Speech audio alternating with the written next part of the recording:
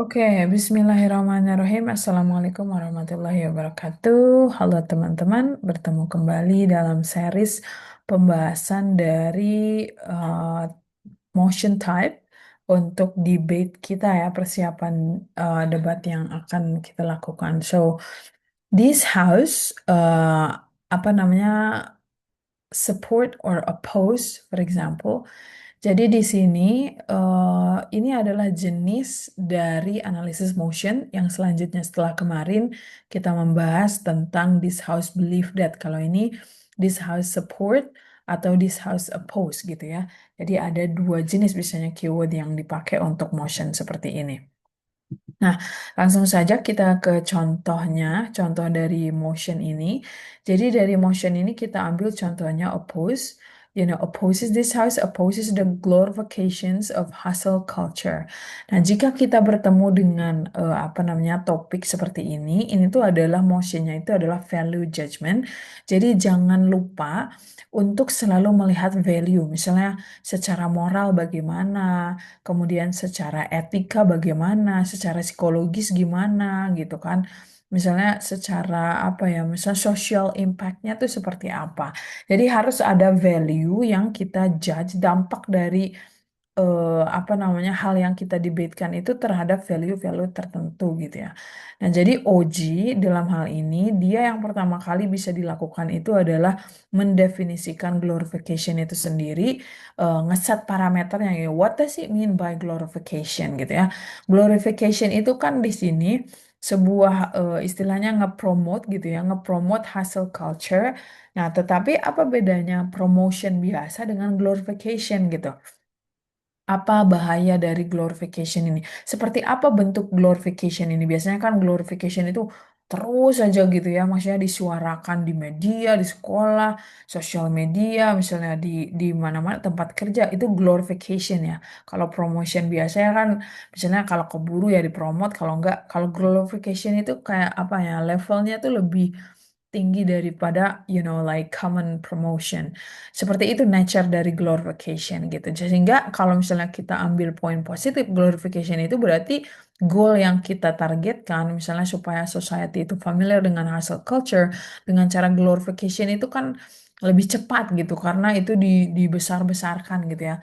Kalau untuk dari sudut oposisi bahaya dari glorification itu kan karena orang itu apa ya maksudnya tidak akan ada check atau control gitu kan karena semua orang mengglorify ini. Anyway, um, so kita definisikan dulu parameternya glorification itu apa, kemudian hustle culture itu kita framing dulu gitu ya. Hustle culture itu seperti apa sih menurut Oji? Jadi hustle culture itu kita ambil definisi yang paling memang apa namanya bisa disetujui oleh baik kubu oposisi atau ini, bahwa hustle culture itu adalah sebuah mindset yang nge-glorify working constantly, yang pokoknya menyuarakan bahwa kita tuh harus terus bekerja, grinding nonstop and tying personal worth to productivity. Jadi menghubungkan apa ya maksudnya keberhargaan diri itu dengan produktivitas. Semakin kita produktif, semakin kita tuh apa namanya berharga gitu kan. Nah, jadi ini tuh adalah sebuah culture, sebuah lifestyle yang baru bahwa sekarang tuh utamanya Gen Z ya. Jadi harus terus aja gitu bekerja ya, hustling, you know. Nah, jadi setelah kita mendefinisikan itu, jadi OG itu berarti dia harus berargumentasi bahwa apa namanya eh, karena di sini OG itu harus oppose, berarti tidak setuju dengan adanya glorifikasi misalnya di sini ya. Jadi glorification di sini, sorry, jadi dari perspektifnya OG harus menjelaskan, menjabarkan bahwa hustle culture itu bisa berdampak terhadap apa namanya kesehatan mental. Contohnya di sini ada burnout gitu kan, health mental crisis atau mental health crisis. Dan di sini ada yang disebut dengan toxic productivity gitu kan. Nah, kemudian yang kedua kalian juga bisa meng-highlight bahwa itu nge-pressure yang people. Kenapa yang people dibahas? Karena tadi di parameternya sudah dibahas. Sebenarnya hustle culture itu umumnya terjadi di mana gitu kan. Nah, jadi kita gambarkan karakteristik itu gitu ya. It pressure young people into overworking, sacrificing rest, and also relationship gitu. Ini dampak yang lebih jauhnya. Kemudian it reinforce inequality karena apa namanya hustle culture itu nge-glorify success without recognizing privilege atau support system seperti itu ya. Nah, jadi kadang kan maksudnya, ayo hasil, hasil, hasil. Kadang kan kita kesuksesan itu tidak hanya dari kerja keras aja. Kadang orang-orang tertentu kan punya privilege, kadang dia punya sistem gitu. Jadi semua orang itu menggambarkan seolah-olah hasil culture itu leading to success, padahal in reality sukses itu dibuild dari berbagai apa namanya faktor gitu kan. Nah, jadi kalau di sini kita nge-framingnya OG itu bahwa nge-glorification hustle culture itu secara moral dia tuh berbahaya dan secara sosial dia tuh dangerous gitu. Nah, ini moral dan social ini dibahas di sini gitu ya. Nah, yang harus kita yang harus kita perhatikan betul-betul adalah bahwa ketika kita memiliki ini nih, ini yang yang kita sebut sebagai premise. Ini tuh jangan jadi intinya gitu. Jadi kalian harus kembangkan ini, berikan contoh misalnya untuk sebagai evidence misalnya, kemudian berikan penjelasan-penjelasan gitu, analisis. Nah, seperti itu. Jadi intinya mah untuk OG berdua gitu ya antara PM dan Prime Minister dan DPM itu kalian bisa cuman ngambil misalnya dua perspektif aja bahwa moral apa namanya hasil culture itu secara moral itu harmful dan secara sosial juga sebenarnya dangerous dalam three ways for example. Nah, misalnya ini PM ngebahas 2 poin, nanti DPM apa namanya nge-summarize, ngeberikan contoh analisis, kemudian ini dijabarkan ulang gitu. Atau kalau misalnya lebih dari itu dua misalnya PM2, DPM2 itu juga lebih bagus. OG, OO tugasnya, burdennya, OO itu harus nge-reframe, mendefinisikan ulang hasil culture itu di kenyataannya tuh seperti apa gitu ya. Apa namanya maksudnya ngeset sorry kan judulnya ini opos ya saya lupa jadi judulnya itu kalau OG tidak setuju dengan asal culture kalau OO setuju dengan adanya asal culture jadi kalau OG sudah mendefinisikan bahwa apa namanya si hustle culture itu leading into apa namanya eh, mental health atau kadang misalnya si hustle culture itu selalu dikaitkan dengan apa istilahnya productivity gitu. Jadi kalau OO bisa mendefinisikan kembali apa itu hustle culture. Hustle culture di sini bisa dipandang sebagai motivational tool yang encourage misalnya ambition, discipline, and growth. Ini juga nanti bisa kita jabarin in what way misalnya gitu kan. Kemudian apa namanya OO juga bisa nge-proof bahwa hustle culture itu adalah salah satu jalan untuk bisa keluar dari apa namanya rantai kemiskinan gitu kan for misalnya Gen Z gitu kan yang memiliki sedikit opportunities atau memiliki sedikit privilege jadi dia untuk bisa survive ya hasil culture gitu. Kemudian yang selanjutnya, AO juga harus membuktikan bahwa apa namanya dengan cara nge-glorifying seperti ini, nge-glorifying hard work atau hasil culture itu tuh bisa ngeinspirasi productivity and resilience. Kemudian ada apa namanya direct class di sini bahwa OG itu bilang bahwa hasil culture itu bisa nge-nurture toxic productivity. Nah, itu bisa di counter oleh OO dengan bilang bahwa misalnya sebenarnya bukan itu yang terjadi itu gitu kan. Jadi tetap aja sebenarnya bisa mungkin apa namanya individual itu sadar tentang mental health mereka gitu. Yang sebenarnya belum ada dan yang harus kita kuatkan itu adalah di sini nih masalahnya lack of balance atau tidak adanya role model gitu yang udah berhasil. Dia bisa asal tapi dia juga masih sehat gitu loh secara mental gitu ya.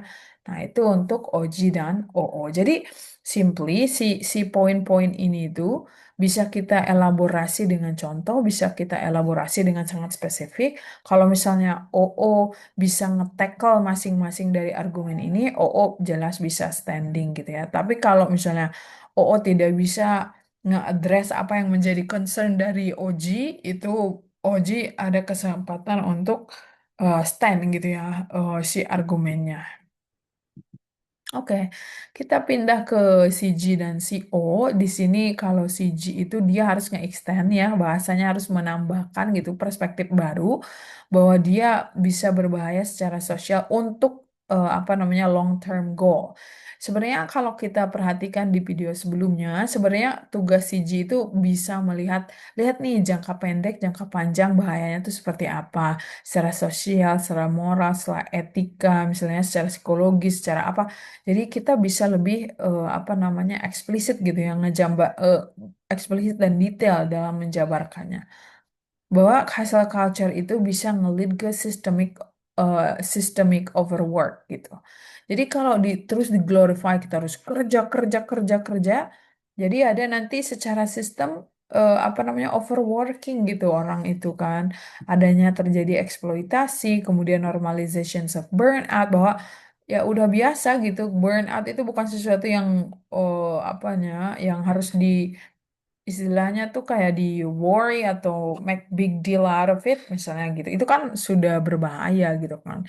Kemudian it reinforce capitalist ideals that measure human by output not by well-being gitu kan. Nah, jadi ini ada value yang kita lihat di masyarakat. Jadi semakin nanti kalau kita nge-glorify ini, nanti apa namanya manusia ini diukurnya itu dengan hasil yang dia dapatkan, dengan capaian yang dia ini gitu. Jadi bukan dari kesejahteraan dia baik secara mental atau fisik misalnya gitu. Ya, jadi kalau untuk CG itu bisa nambahin perspektif baru gitu ya. Jadi dari angle mana dia harus dilihat. Misalnya di sini bahwa glorifying hustle ini kadang bisa nge-ignore care work, unpaid labor misalnya, atau those who can green due to the structure barrier. Sedangkan CEO dia punya burden untuk menjelaskan misalnya untuk memberikan perspektif dari perspektif psikologis dan juga misalnya identity based perspektif, kita bisa bilang bahwa justru bagus hustle culture ini untuk Gen Z, karena dia Gen Z itu akhirnya bisa memiliki, sense of purpose gitu. Jadi ada tujuan gitu, karena dia ada target gitu kan. Jadi identitas mereka yang istilahnya tuh kurang stable, atau identitas mereka yang changing gitu ya in today's world. Jadi dia tuh kayak ada purpose gitu ya. Dia punya stand bahwa saya ini gitu lifestyle-nya tuh culture-nya itu seperti apa. Kemudian apa namanya choosing to hustle itu sebuah agency, right? Sebuah istilahnya ke apa ya partisipasi gitu loh in this world, that kalau nge-reject hustle culture ini may promote passivity or learn helplessness. Jadi oh kalau kita menolak misalnya hustle culture ini menunjukkan bahwa kita tuh adalah generasi yang pasif, generasi yang tidak berdaya gitu kan. Justru dengan adanya hustle culture itu kita tuh kayak emansipasi, like taking actions like we are responsible. Ya, jadi nge-reframe ulang, kita nge-set gitu bahwa dari perspektif CEO itu glorification itu sebenarnya bisa exist together. Jadi kalau misalnya OG dan CG terus aja ke bahwa hustle culture itu misalnya apa berbahaya terhadap kesehatan mental, jadi CEO bisa menunjukkan, bisa membuktikan bahwa sebenarnya glorification itu bisa exist dengan mental health awareness, gitu. The problem is that we need model gitu on that. Ya, jadi society can celebrate ambition, masih kita tuh bisa nge-nurture ambition, karena misalnya kalau kita di-cut sama sekali nggak punya hustle culture ini, Gen Z itu yang udah misalnya kurang kurang berpikir misalnya, dia tambah parah gitu dengan adanya ini gitu ya. Jadi society itu bisa apa eh, bisa nge-celebrate ambition dan juga masih tetap at the same time promoting balance gitu ya. Nah, kalau kita tinjau dari sudut kacamata besar tentang topik ini, jadi kata kuncinya tuh opos ya. Kita itu OG bertentangan dengan apa yang datang setelah kata opus itu, sedangkan OO harus mendukung. Tapi dari gaya menganalisis dari topik ini, namanya juga analisis ya. Jadi kita harus melihat secara nilai si topik ini tuh seperti apa gitu ya. Nilai itu maksudnya kebermanfaatan misalnya secara secara moral tadi ya, secara etika, secara psikologis, secara apa gitu ya. Jadi kita bisa lihat. Kemudian kalian juga bisa ngasih consider misalnya short term effect, long term impact for example gitu. Kemudian kita juga bisa ngelihat value misalnya glorification hustle culture itu terjadinya memang di Gen Z. Apa sih Gen Z itu yang missing di Gen Z? Apa yang Gen Z butuhkan itu? Nah, nanti bisa disambungkan dengan benefit-benefit dari hustle culture ini gitu ya. Jadi kalian bisa mengambil jika punya topik yang seperti ini, kalian bisa yang pertama kali tuh melihat ini konteksnya tuh di mana gitu. Karakteristik si konteks ini tuh atau karakteristik si vulnerable actor atau misalnya yang jadi fokus utamanya tuh seperti apa dampaknya, apa dampak pendek, apa dampak panjang.